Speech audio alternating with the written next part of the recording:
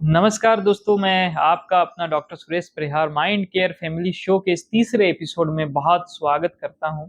आपने बहुत प्यार दिया मुझे पहले के 2 एपिसोड में।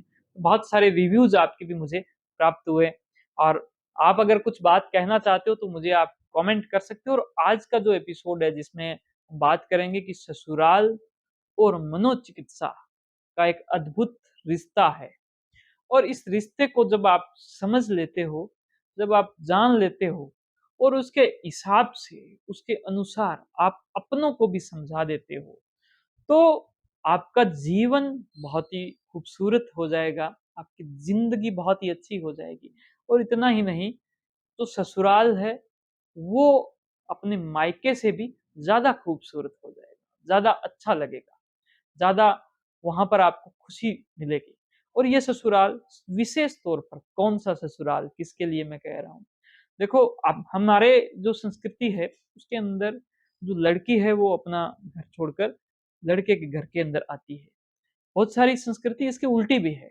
हमने उसकी भी स्टडी की है, वहाँ पर क्या कुछ चलता है। लेकिन जहाँ पर ये जो सिस्टम है, वहाँ पर जो लड़की का जो ससुराल है, उसके लिए ये पूरी बात हो रही है। और इसके अंदर ये जो रिश्ता है, ये कुछ इस प्रकार का रिश्ता है कि जैसे मनोचिकित्सा है, जिसको साइकेट्री कह सकते हैं। पहले इसको जो है मनोरोग विभाग इसके नाम से जाना जाता था। लोग दिमाग की कोई बीमारी हो जाती तो उसको क्या मनोरोग बोलते, उसको मनोरोगी कहते। तो ये जो मनोरोग का जो विज्ञान है ये पूरा, ये भी क्या स्टिग्मा से भरा हुआ है। ये क्या मिथ्या से भरा हुआ है। ये झूठी जो परंपराएँ हैं, झूठे जो विचार हैं, झूठे जो विश्वास हैं, उनसे भरा हुआ है। जैसे कि एक ये लोगों के अंदर एक विश्वास भरा हुआ बैठा है कि अगर कोई दिमाग से मानसिक तौर पर अगर कोई बीमार हो जाता है, किसी को ज़्यादा घबराहट होती है, एंग्ज़ायटी होती है या फिर किसी को डिप्रेशन होता है, तो वो एक कमज़ोर इंसान है। ऐसा बिल्कुल भी नहीं। जो इंसान इमोशनल बहुत ज़्यादा होगा, जो कुछ करने की हिम्मत करेगा, जो अपने परिवार के अंदर बहुत ही अच्छे से सब चीज़ों को सँभालने की कोशिश करेगा, जो कुछ लड़ने की हिम्मत रखेगा, वही उसी को परेशानी आएगी और वही इन सब चीज़ों से ज़्यादा परेशान होगा। तो हम तो उनको सँभालते हैं, जो सबको सँभालते हैं। तो अल्टीमेटली ये एक बहुत ही एक खूबसूरत ब्रांच है, खूबसूरत विज्ञान है, ऐसा बिल्कुल नहीं। ऐसे बहुत सारे खराब जो विश्वास है वो लोगों ने अपने मन के अंदर पाल रखे हैं। और वैसे ही क्या है कि ससुराल के साथ में भी बहुत सारे जो खराब जो विचार हैं और खराब जो विश्वास है वो पाल रखे हैं। कि ससुराल तो बहुत ही कष्ट वाली जो जगह होती है, वहाँ पर तो क्या है बहुत ज़्यादा प्रेशर होता है। ननंद जो है वो उनको परेशान करती है, उनको टॉर्चर करती है।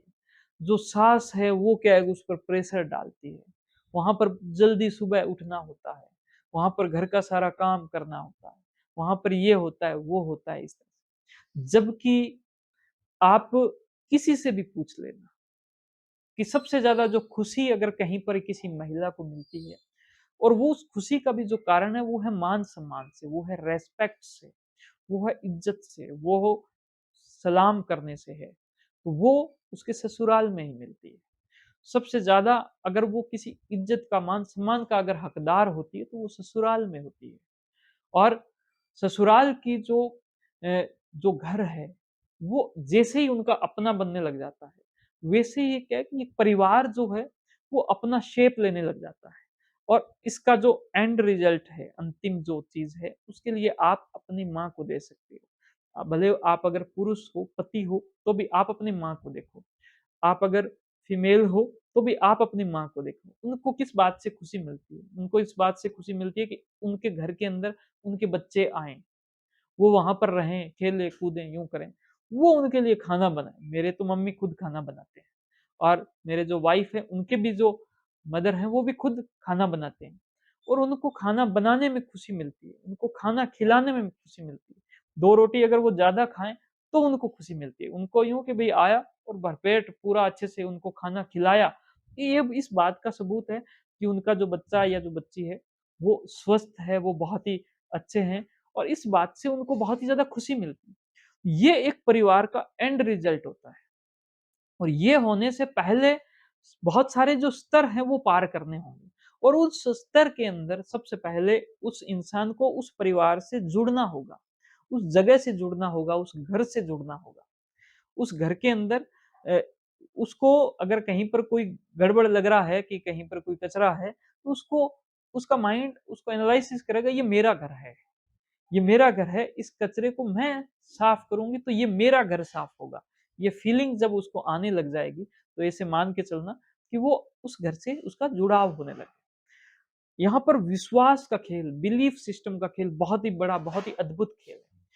भरोसा या विश्वास ये होता है कि जो ननंद है, तो वो क्या है कि बहुत ही परेशान करती है, बहुत ही ज़्यादा जो है उनको एक प्रकार से टॉर्चर करती है ये सारा चीज़। लेकिन जब वो उनसे जुड़ते हैं, थोड़ा वक़्त बिताते हैं, बहुत सारी खुशियों के साथ में आनंद मनाते हैं, बहुत सारी जो चीज़ें जो होती है उसके साथ में वो सब कुछ जैसे कि होता है, तो उसके बाद में उनका ये भरोसा धीरे-धीरे टूटता है। धीरे-धीरे उनके साथ में उनका एक जुड़ाव होता है।